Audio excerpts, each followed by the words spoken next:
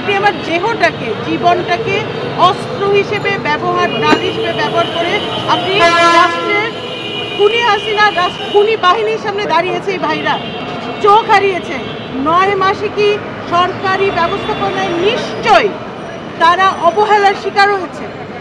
বহিষ্কার বহিষ্কার বহিষ্কার বহিষ্কার বহিষ্কার বহিষ্কার বহিষ্কার বহিষ্কার নূরজাহান বহিষ্কার নূরজাহান বহিষ্কার বহিষ্কার বহিষ্কার বহিষ্কার বহিষ্কার নূরজাহান বহিষ্কার।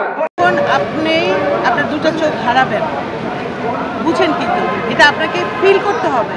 আপনি যখন 2 চোখে গতকালও দেখতে পারতেন, আজকে থেকে দেখবেন না। ওই আপনি কাজটি কেন করেছেন? আপনি তো সড়ক দুর্ঘটনায় কাজটা হয় নাই, বুঝতে হবে। কাজটা হয়েছে আপনি একটা সংগ্রামে, একটা ফ্যাসিস্ট খুনি হাসিনার যে স্বৈরাচারী চলছিল সেইটার বিরুদ্ধে আপনি সজ্ঞানে পুলিশ, বিজিবি, আর্মি, র্যাবের সামনে গিয়ে দাঁড়িয়েছেন বুকটা পেতে।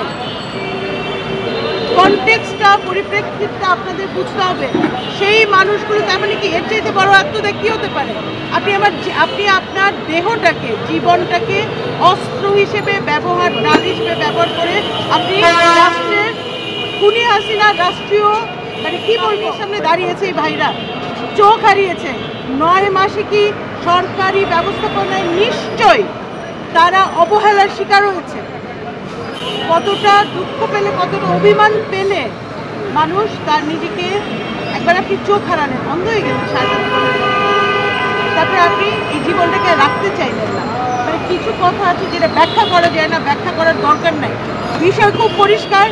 এই তার যে চিকিৎসা হলো না, এগুলো দায়ী হচ্ছে স্বাস্থ্য মন্ত্রণালয় এবং পার্শিয়ালি জুলাই ফাউন্ডেশন। এই তো ঠিক আছে, ওনারা বলছেন জুলাই ফাউন্ডেশন বেসরকারি প্রতিষ্ঠান, এটা আমাদের দয়া দাক্ষিণের ব্যাপার। তারা দয়া করলে কি দয়া পাবেন, দয়া না করলে পাবেন না, ফাইন, যদি মেনেও নেই। কিন্তু আমি জানি না ওই টাকাগুলো কোথা থেকে এসছে।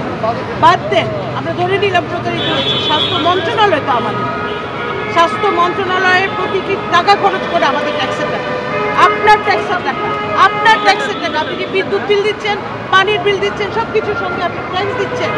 সেই টাকা দিয়ে সরকারি কর্মকর্তারা, উপদেষ্টারা, বিশেষজ্ঞরা, বিদেশি ইন্টেলিজেন্ট লোকজনগুলো সমস্ত টাকা মেটানো হচ্ছে, অর্থ ব্যয় করা হচ্ছে। তাহলে এই স্বাস্থ্য উপদেষ্টার কোনো যুক্তি নাই ওনার গদিতে থাকার। ওনার গদি ছাড়তে হবে। ওই শেখ হাসিনার মতো আমি গদি ধরে বসে থাকলাম, এই একই জিনিস আমরা মেনে নেব না, বাংলাদেশের মানুষ মেনে নেব না।